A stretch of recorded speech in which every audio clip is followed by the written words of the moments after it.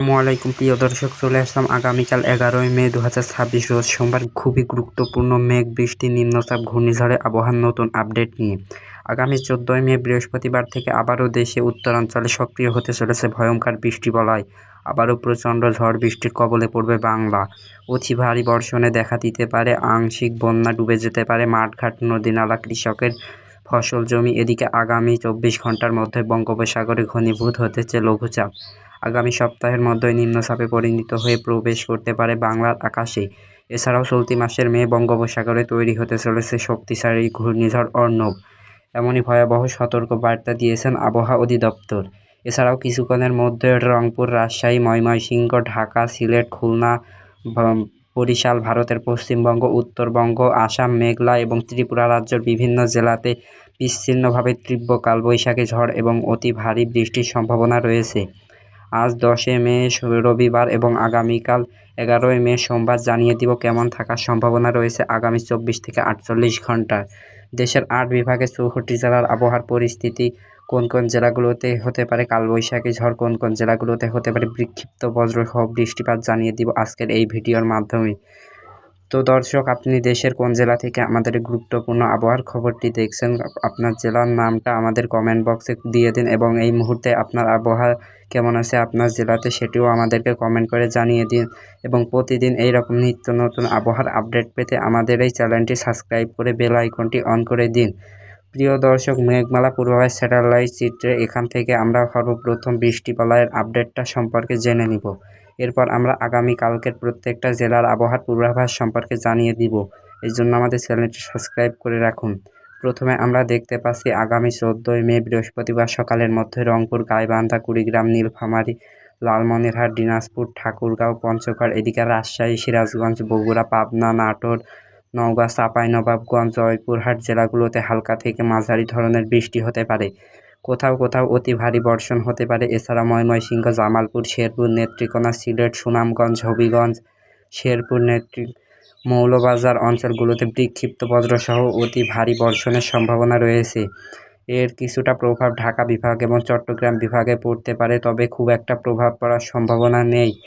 ধরমাইল, ঢাকা, এদিকে নগরপুর, টাঙ্গাইল, বাসতেল, এদিকে কাপসিয়া, কালিহাতী, কিশোরগঞ্জ, এদিকে নরসিংদী, দোহা, ফরিদপুরের বালিয়াকান্দি এবং পাংশা অঞ্চলগুলোতে হালকা পরিসরে বৃষ্টি হতে পারে।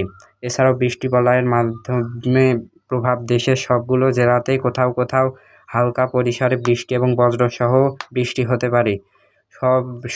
সবচেয়ে বেশি বজ্রসহ অতি ভারী বর্ষণ হতে পারে জকিগঞ্জ, জয়ন্তীপুর, চকবাজার, বিশমপুর, ফেনারগাঁ, নেত্রকোনা, জগন্নাথপুর, বালাগঞ্জ, এদিকে বড়লেখা, কুইলচড়া, মৌলভীবাজার, কামালপুর, হবিগঞ্জ, বানিয়াংসিং, ইটনা, কেন্দুয়া, এদিকে ময়মনসিংহ, চিত্তাল, এদিকে ভালুকা, কিশোরগঞ্জ, এদিকে জলছত্র, সরিষাবাড়ি, জামালপুর, নলিতাবাড়ি, এদিকে ফুলপুর,